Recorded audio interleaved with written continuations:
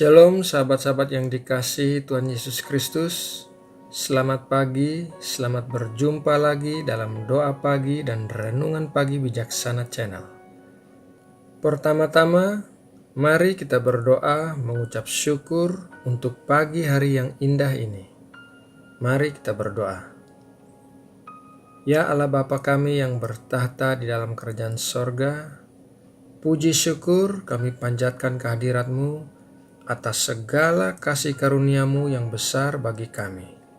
Terima kasih ya Tuhan, Engkau sudah memberkati kami dan melindungi kami sepanjang malam hingga pagi hari ini, dan kami boleh bangun dengan berkat-berkat yang baru dari Engkau. Terima kasih ya Bapa. Sesaat lagi kami mau belajar firman-Mu. Biarlah kiranya Engkau mengurapi kami dengan hikmat dan telinga seorang murid, agar kami boleh mengerti kehendak-Mu bagi hidup kami. Dalam nama Tuhan Yesus Kristus kami berdoa. Amin. Sahabat-sahabat terkasih, firman Tuhan pagi hari ini berjudul Rencana Allah di Balik Kegagalan. Mari kita baca bersama-sama Roma 8 ayat 28. Kita tahu sekarang bahwa Allah turut bekerja dalam segala sesuatu untuk mendatangkan kebaikan bagi mereka yang mengasihi Dia, yaitu bagi mereka yang terpanggil sesuai dengan rencana Allah. Salah satu tokoh Amerika Serikat yang terkenal karena memiliki kisah perjalanan dan perjuangan yang tidak lepas dari kegagalan adalah Abraham Lincoln.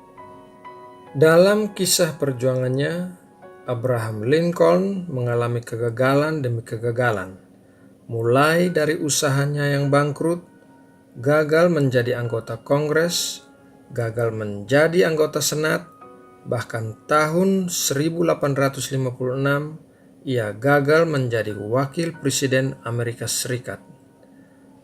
Secara akal sehat, kisah perjalanan dan perjuangannya ini sangat memalukan dirinya karena ia mengalami kegagalan yang tidak hanya sekali, tetapi berkali-kali.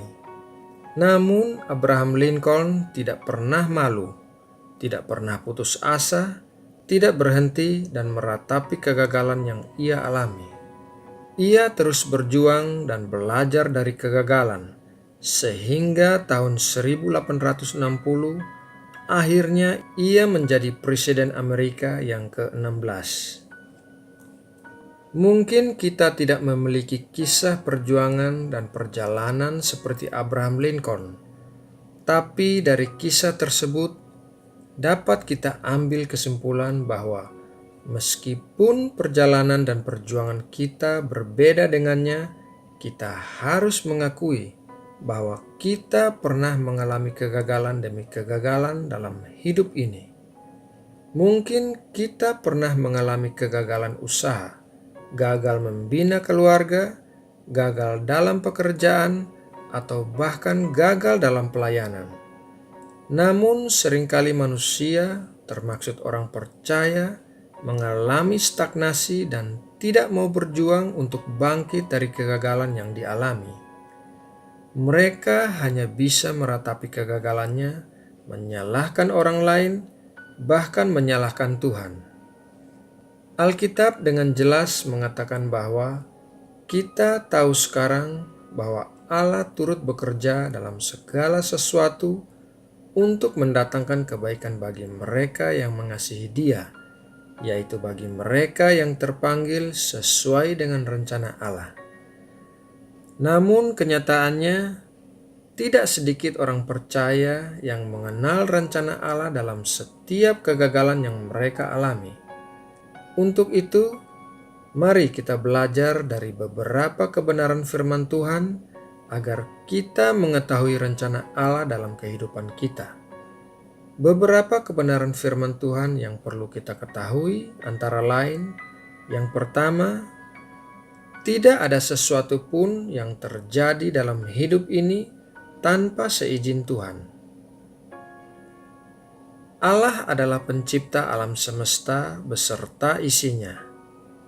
Ini jelas bahwa segala yang ada di muka bumi ini adalah kepunyaan Allah. Ia memberikan sukacita maupun duka cita dan lain sebagainya adalah haknya, dan tidak ada satupun kuasa yang dapat menghalangi atau menggagalkan kehendaknya bagi umat manusia.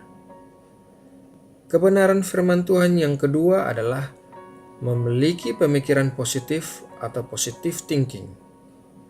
Ketidakberhasilan manusia melihat rencana Allah dalam setiap kegagalan yang dialami adalah adanya pemikiran negatif terhadap sesuatu yang dialami.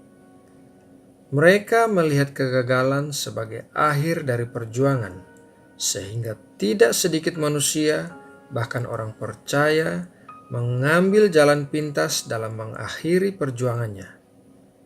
Ingat, Allah tidak pernah meninggalkan kita. Ia adalah Immanuel yang selalu menyertai kita dalam segala hal, kapanpun dan dimanapun kita berada. Kebenaran firman Tuhan yang ketiga adalah mengucap syukur dalam segala hal. Umumnya, manusia hanya bisa mengucap syukur pada saat senang dan bahagia karena usahanya berhasil, pendidikannya berhasil, kenaikan pangkat, dan lain sebagainya. Tetapi ketika mengalami kegagalan, mereka menggerutu, kecewa, putus asa, dan tidak pernah mengucap syukur. Lain halnya dengan orang percaya. Apapun yang dialami, baik sukacita maupun duka cita, harus selalu mengucap syukur. Karena dengan demikian kita dimampukan Allah melihat rencananya yang indah dalam hidup kita. Seperti yang tertulis dalam 1 Tesalonika 5 ayat 18. Mengucap syukurlah dalam segala hal, sebab itulah yang dikehendaki Allah di dalam Kristus Yesus bagi kamu. Sahabat terkasih, saya berharap agar firman Tuhan yang sudah kita dengar ini boleh menjadi berkat buat kita semua.